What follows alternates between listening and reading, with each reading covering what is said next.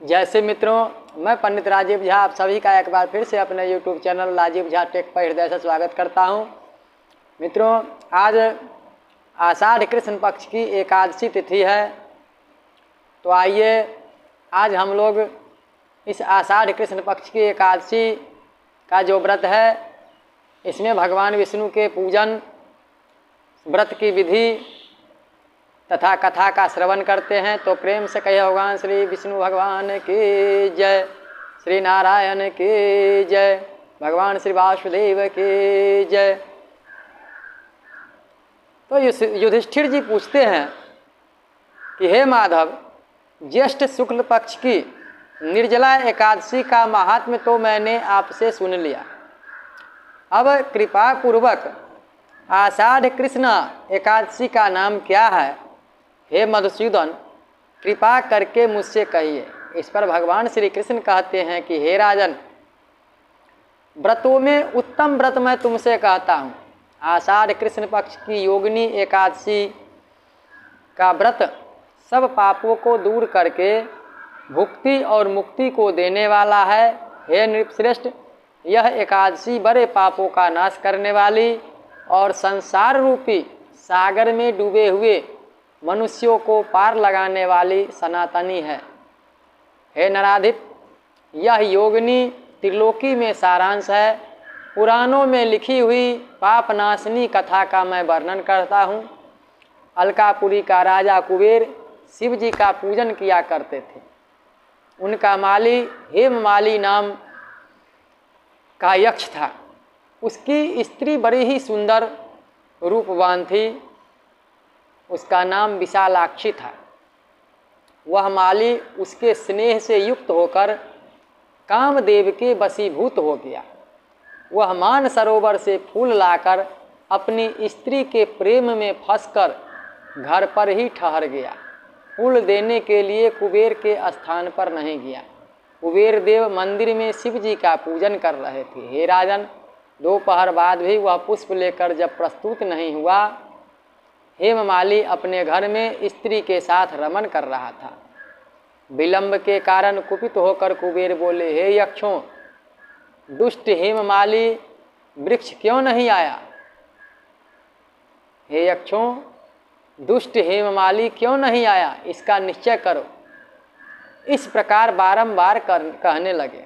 यक्ष बोले कि हे नृप, वह स्त्री का प्रेमी अपने घर पर अपनी इच्छा से स्त्री के साथ खेल रहा है। इस वचन को सुनकर कुबेर क्रोध में भर गए तथा शीघ्रता से हेममाली को बुलाया। देर हो जाने के कारण वह माली भी भय से व्याकुल होकर वहां आया। कुबेर को नमस्कार करके सामने खड़ा हो गया। उसको देखकर कुबेर के नेत्र क्रोध से लाल हो गए। क्रोध से होठ फरकने लगे और कुपित होकर कुबेर ने कहा, अरे पापी, दुष्ट, दुराचारी, तूने देवता का अपराध किया है, इसलिए तेरे शरीर में श्वेत कुष्ठ हो जाए और तू स्त्री से सदा वियोग रहे और इस स्थान से गिरकर नीच गति को प्राप्त हो जा। कुबेर के इस प्रकार कहने से वह स्थान से गिर गया और श्वेत कुष्ठ से पीड़ित होकर दुखी हो गया। ऐसे भयंकर वन में गया जहाँ अन्न और जल भी नहीं मिलता था। न दिन में सुख था, न रात में नींद आती थी। छाया में शीत से और धूप में गर्मी से वह पीड़ित रहने लगा। परंतु शिव जी की पूजा के प्रभाव से उसकी स्मरण शक्ति दूर नहीं हुई थी। पाप युक्त होने पर भी पहले का किया हुआ सारा कर्म का स्मरण उसे बना रहा। वह भ्रमण करता हुआ हिमालय पर्वत पर चला गया। वहाँ पर तपस्वी मार्कंडेय मुनीश्वर का दर्शन किया। हे राजन, उनकी आयु ब्रह्मा जी के 7 दिन के बराबर है। उनका आश्रम ब्रह्मा जी की सभा के समान है।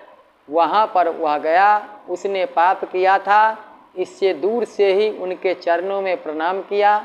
परोपकारी मार्कंडेय मुनीश्वर ने उसको कुष्ठी देखकर उसे बुलाकर यह कहा, तुमको कुष्ठ कैसे हो गया?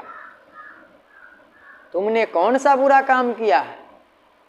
इस प्रकार मार्कंडेय जी के पूछने पर वह बोला, हेममाली बोला कि मैं कुबेर का सेवक हूँ। हेममाली मेरा नाम है। हे मुने, मैं नित्य मानसरोवर से फूल लाकर शिव जी के पूजन के समय कुबेर को देता था। एक दिन मुझको देर हो गई, क्योंकि मैं कामदेव के वशीभूत होकर मैं स्त्री के साथ विषय भोग में लग गया। हे मुने, फिर कुपित होकर कुबेर ने मुझे श्राप दे दिया। मेरे शरीर में कुष्ठ हो गया और स्त्री से वियोग हो गया। अब कोई पुण्य उदय हो गया जिससे मैं आपके समीप आ गया। सज्जनों का चित्त स्वाभाविक परोपकारी होता है, इसलिए हे मुनिश्रेष्ठ, मुझ पापी को उपदेश दीजिए। मार्कंडे जी बोले, तूने सत्य कहा है, झूठ नहीं बोला, इसलिए सो फल देने वाले व्रत का मैं तुम्हें उपदेश करता हूँ। तो आषाढ़ कृष्ण पक्ष की योगिनी नाम की एकादशी का व्रत कर। इस व्रत के प्रभाव से निश्चय ही तुम्हारा कुष्ठ दूर हो जाएगा। मुनि के इस वाक्य को सुनकर उसने पृथ्वी पर प्रणाम किया।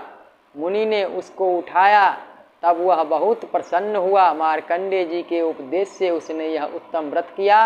इस व्रत के प्रभाव से वह देव रूप हो गया, स्त्री से उसका मिलाप हो गया और अच्छा सुख मिला। हे नृपश्रेष्ठ, इस प्रकार योगिनी का व्रत मैंने तुमसे कहा है। 88,000 ब्राह्मणों को भोजन कराने से जो फल मिलता है, वह फल इस योगिनी एकादशी का व्रत करने से मिलता है।